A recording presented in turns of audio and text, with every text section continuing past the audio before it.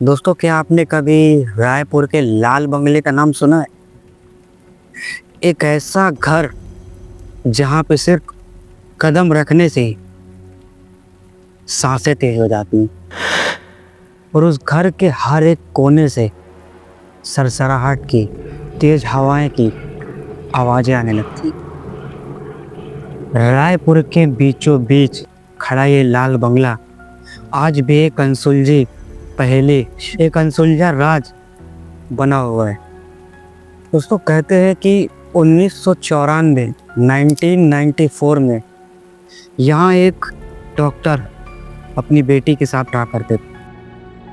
लेकिन एक रात ऐसी आती है जो इस बंगले को हमेशा हमेशा के लिए श्रापित बना देती है।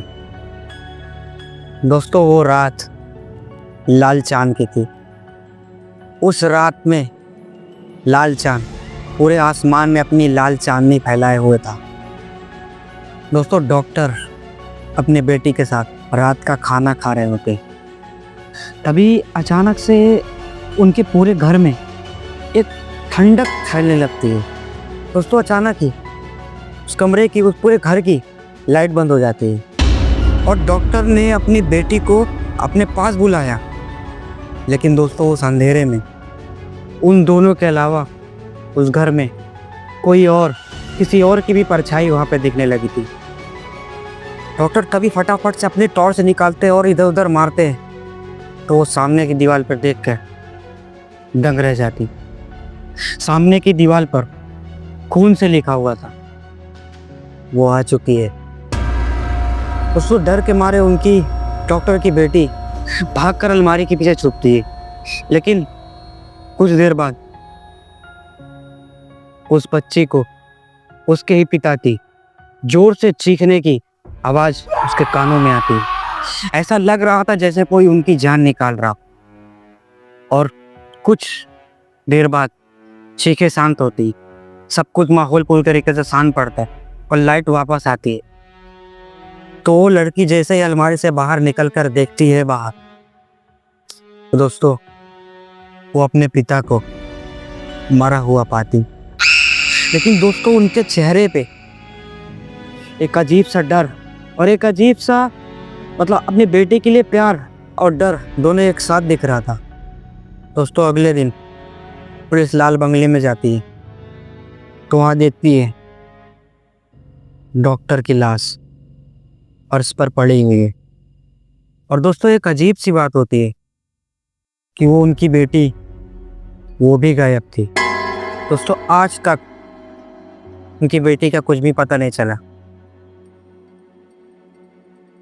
दोस्तों, कुछ सालों बाद 3 दोस्त लाल बंगले में वापस जाते सच्चाई का पता लगाने के लिए। वो अपने साथ कैमरा लेकर गए कि जो भी वहाँ कुछ होगा वो हम उसको रिकॉर्ड करेंगे। लेकिन दोस्तों, ये गलती उनकी सबसे बड़ी गलती बनने वाली। दोस्तों, ये तीनों दोस्त जैसे उस बंगले में कदम रखते हैं, उन्हें अचानक से महसूस होता है जैसे कोई बहुत तेज तेज से सांसें ले रहा हो। और वहाँ की हवा में एक अजीब सी सड़न थी। तभी अचानक एक कुर्सी जमीन से हवा में उठती है और इतना जोर से नीचे गिरती है कि उसकी टूटने की आवाज पूरे बंगले में गूंज जाती है। तीनों ने फटाफट से भागने की कोशिश की, लेकिन दोस्तों, सारे दरवाजे वहां के बंद हो चुके थे। तभी एक दोस्त, उन तीनों में से एक दोस्त चिल्लाता है, यार मेरा कोई पैर पकड़ रहा है यहाँ पे। दोस्तों, किसी तरह बच बचा कर ये लोग उस बंगले से बाहर तो निकल जाते हैं, लेकिन उन तीनों दोस्तों में से एक दोस्त कुछ ही दिनों में पागल हो जाता है और वो अपने ही घर में खुद को फांसी लगा लेता है।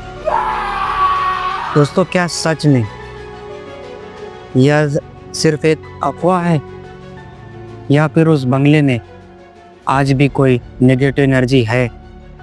क्योंकि दोस्तों, आज तक जो भी उस बंगले के आसपास से गुजरा है, उन लोगों का मानना है कि जब वो उस बंगले के पास से गुजर रहे होते हैं, उन्हें अजीब अजीब सी आवाज़ें, हल्की हल्की फुसफुसाहट सुनाई देती है, जैसे कोई उनके कानों में बोल रहा हो, मैं आज भी हूँ यहाँ पे तुम्हारे इंतजार में।